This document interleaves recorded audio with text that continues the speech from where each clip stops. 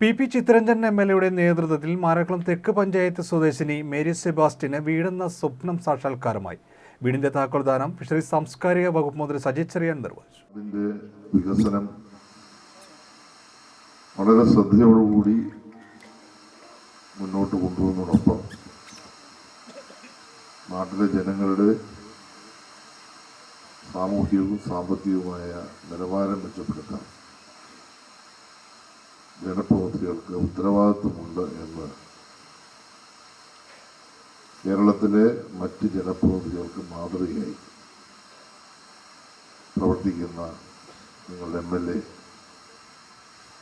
ഇത്രമാത്രം അർഹതപ്പെട്ട ഒരു കുടുംബത്തെ കണ്ടെത്തി തൻ്റെ സഹാക്കളെയും തന്നോടൊപ്പം സാമൂഹ്യ രംഗത്ത് പ്രവർത്തിക്കുന്ന എല്ലാവരെയും ചേർത്ത് പിടിച്ച് അതിമനോഹരമായ ഒരു വീട് നിർമ്മിച്ച് അത് പൂർത്തീകരിച്ച് എൻ്റെ താക്കോല് കൊടുക്കാൻ കഴിഞ്ഞതിൽ പ്രിയങ്കരനായ ഞങ്ങളുടെ എം.എൽ.എയും അത് സഹകരിച്ച എല്ലാവരോടും ഞാൻ നന്ദി പറയുകയാണ്. സാധാരണ നമ്മുടെ ജനപ്രതിനിധികളൊന്നും ഇത്തരം കാര്യങ്ങൾ ശ്രദ്ധിക്കാറില്ല.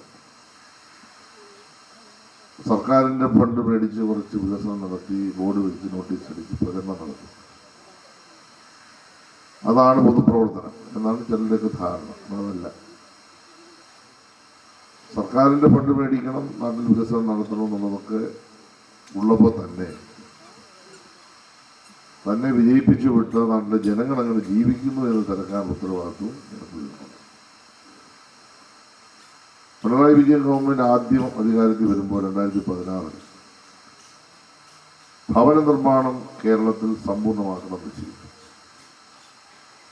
റോഡും പാലവും പണിയാൻ വേണ്ടിയല്ല ആദ്യം തീരുമാനിച്ചു. ഒരു ഭവന പദ്ധതി കേരളത്തിൽ നടപ്പാക്കണം, ഒരു സർവേ നടത്താൻ തീരുമാനിച്ചു.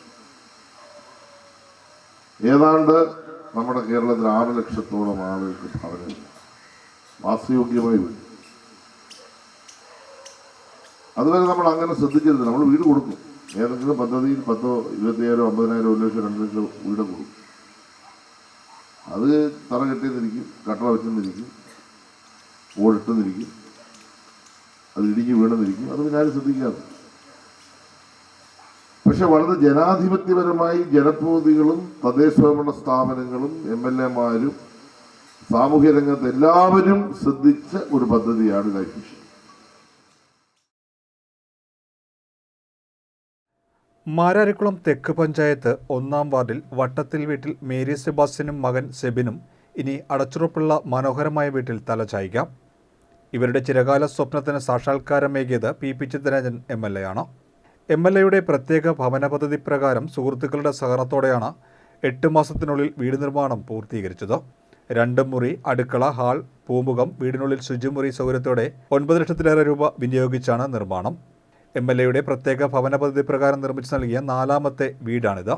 മേരിയും മകൻ സെബിനും ചോർന്നൊലിക്കുന്ന ഷെഡിലാണ് കഴിഞ്ഞിരുന്നത്. സ്വന്തമായി സ്ഥലം ഇല്ലാതിരുന്നതിനാൽ സർക്കാർ പദ്ധതി പ്രകാരമുള്ള വീട് ലഭിക്കില്ലായിരുന്നു. പുതിയൊരു വീടെന്നത് ഇവർക്ക് സ്വപ്നമായി മാറി. 27 വയസ്സുകാരനായ മകൻ സെബിൻ 13 വർഷം മുമ്പ് ഹൃദയ ശസ്ത്രക്രിയയ്ക്ക് വിധേയനാകേണ്ടി വന്നു. അമ്മ മേരി 1 വർഷം മുമ്പ് അർബുദബാധിതയുമായി.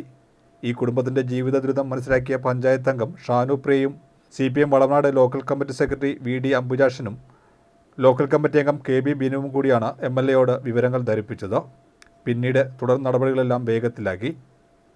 ബ്ലോക്ക് പഞ്ചായത്ത് അംഗം അരുൺദേവ് ചെയർമാനും പഞ്ചായത്ത് അംഗം ഷാനുപ്രിയ കൺവീനറുമായി വീട് നിർമ്മാണ കമ്മിറ്റി രൂപീകരിച്ചു.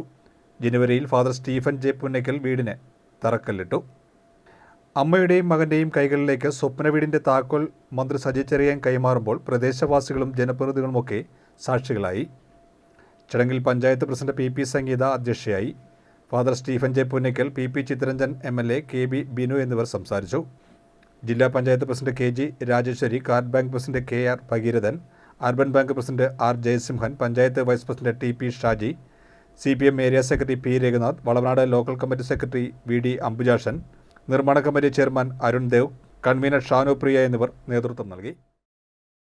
മറ്റു യാതൊരു നിലയിലുള്ള സഹായങ്ങളുമില്ല. നാട്ടുകാരും ബന്ധുക്കളും ഒക്കെ ആഹാരമൊക്കെ കൊടുത്ത് എല്ലാ സഹായവും ചെയ്യുന്നുണ്ട്. അതിനകത്തൊന്നും ഒരു തർക്കമില്ല. പക്ഷെ അവർക്കാർക്കൊരു ഭവനം ഉണ്ടാക്കി കൊടുക്കാൻ കഴിയില്ലല്ലോ. സ്ഥലത്തിൻ്റെതാകുന്ന ചില പ്രയാസങ്ങളൊക്കെ ഉണ്ടായിരുന്നല്ലോ. ഞാൻ അതിലേക്കൊന്നും പോവുകയല്ല. അപ്പോൾ ആ നിലയിലാണ് 4ാമത്തെ വീടെന്നുള്ള നിലയിൽ ഈ വീട് നിർമ്മിച്ചു കൊടുക്കാൻ. ഇതിനുവേണ്ടി സർക്കാരിൻ്റെയോ അല്ലെങ്കിൽ ഈ നാട്ടിൽ നിന്ന് നമ്മൾ ഒരു ഫണ്ട് പിരിവോ ഒന്നും നടത്തിയിട്ടില്ല. എൻ്റെ വ്യക്തിപരമായിട്ടുള്ള എൻ്റെ സുഹൃത്തുക്കൾ, അതോടൊപ്പം തന്നെ ഇത്തരം നല്ല കാര്യങ്ങളെ കൈവച്ച് സഹായിക്കുന്ന മനസ്സുള്ള മനുഷ്യർ, അവരെല്ലാവരും തന്ന സഹായം നമ്മൾ അവരുടെ വാതിലിൽ മുട്ടുന്നത് മാത്രമേ ഉള്ളൂ. മുട്ടിയാൽ തുറക്കപ്പെടുമെന്നുള്ള കാര്യത്തിൽ ഒരു സംശയമില്ല. അങ്ങനെ തുറന്നു തരുന്ന അവർ തരുന്ന അകമടിഞ്ഞ സഹായങ്ങൾ, ആ സഹായങ്ങളാണ് ഈ ഒരു ഭവനം നിർമ്മിക്കുവാൻ അവസരമുണ്ടാക്കിയത്.